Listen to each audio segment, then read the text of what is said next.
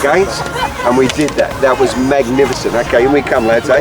1, 2, 3, yeah! Well done, lads, eh? Good warm down, It's a good opportunity for young people like myself and others around Australia.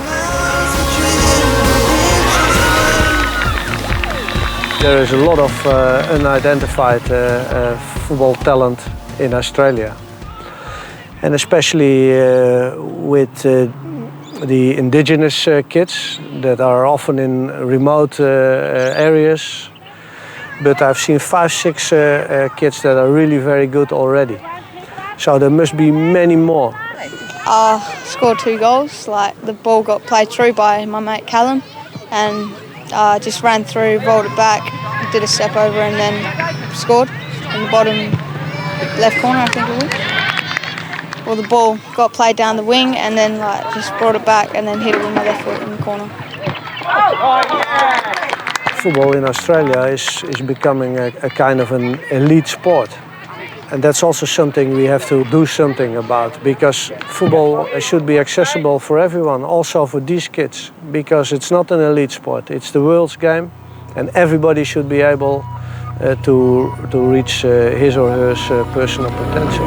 We've got the whole lot. How special is this, guys? One of the targets set by the FFA is to have 5% of all elite players in Australia having Indigenous heritage.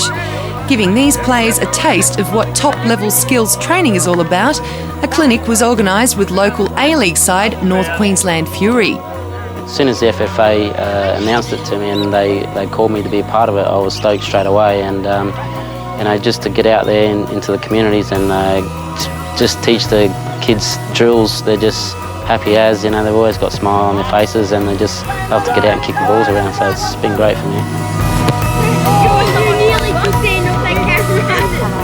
I think the festival is a catalyst at this stage, and part of the plan now is to have an inclusive program where the kids can go into the mainstream clubs. I think it'd benefit immensely getting as most Indigenous players as we can. As you can see, we can play any sport really, just as long as we put our minds to it. And I think 5% is a reasonable goal. I think they've set the bar low, actually, especially in the women's. I think the women will really plough ahead in the next few years. They'll be up to 10% already.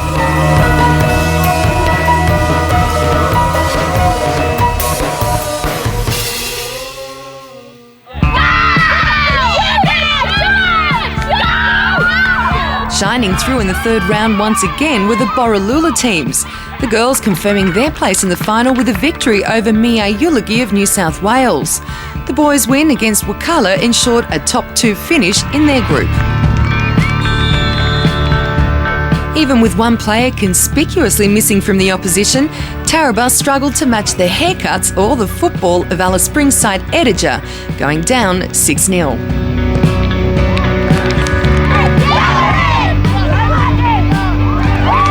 Enjoying the home support, both the boys and girls Yallaran of the North teams had convincing 5-1 victories in the last round, each booking a place in their respective finals.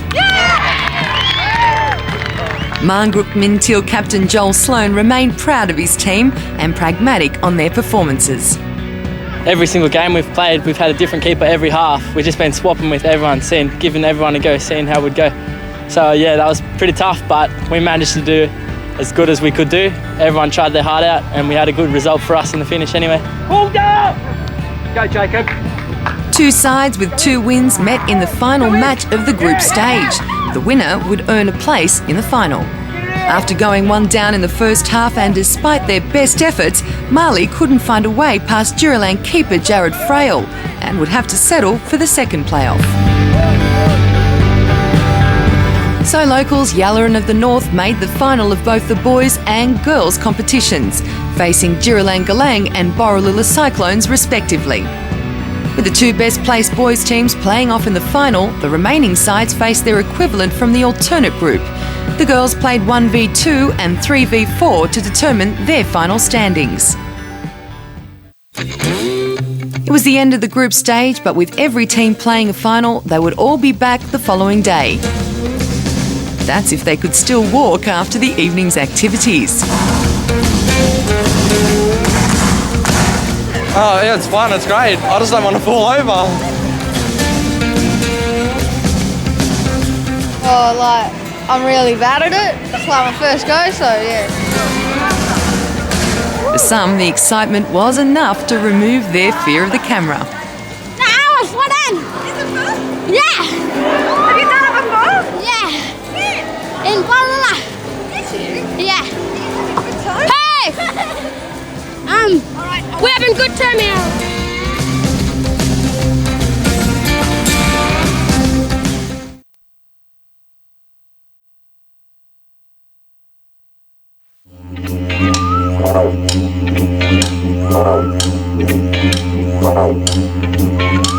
The day of the finals saw the first significant cloud cover over Berger Park, but nothing fell from the sky and spirits were high down on the pitch.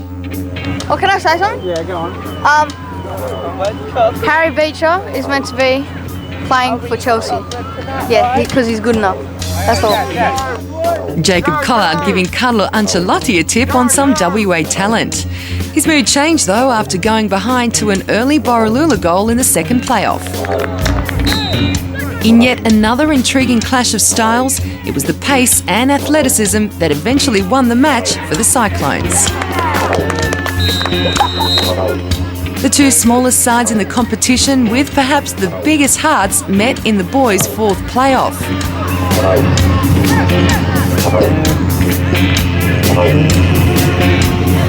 While overall Marnbrook Mintil were too good for Taraba, undoubtedly the biggest cheer of the day was reserved for the Tasmanians' first goal of the competition. I scored my first goal. It's the first goal out of everyone on our team. My cousin went to shoot a goal and then came off the keeper, so I kicked it and went straight through his legs. This is the best opportunity of my lifetime, probably. Come on, girls, we need this, guys. Okay, one more penalty. You want to take it? In the girls' playoff for third place, Wakala and Nia Yulugi could not be separated in regular time, and the festival had its first penalty shootout. Both sides kicked 3 of their first 4, meaning, of course, it was sudden death from the 5th round. That heartbreaking miss left Wakala 1 kick away from victory.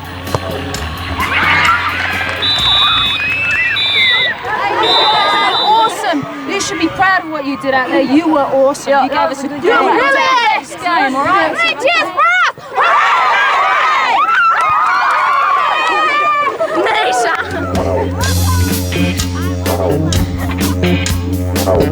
Waiting patiently for their final, the lads from Yallaran of the North watched on as the Wakala boys made the perfect start against Ediger in the third playoff.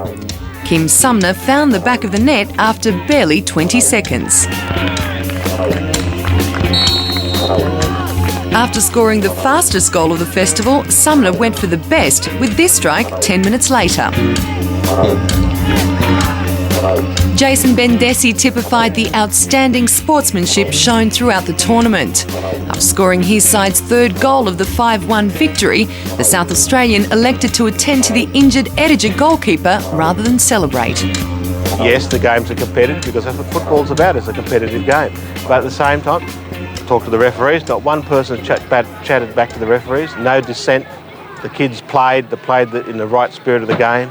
And after the games, they all sat down together, took photos of each other, and so that has just been great. It's more than what we've asked for. It's just brilliant. Well done, boys.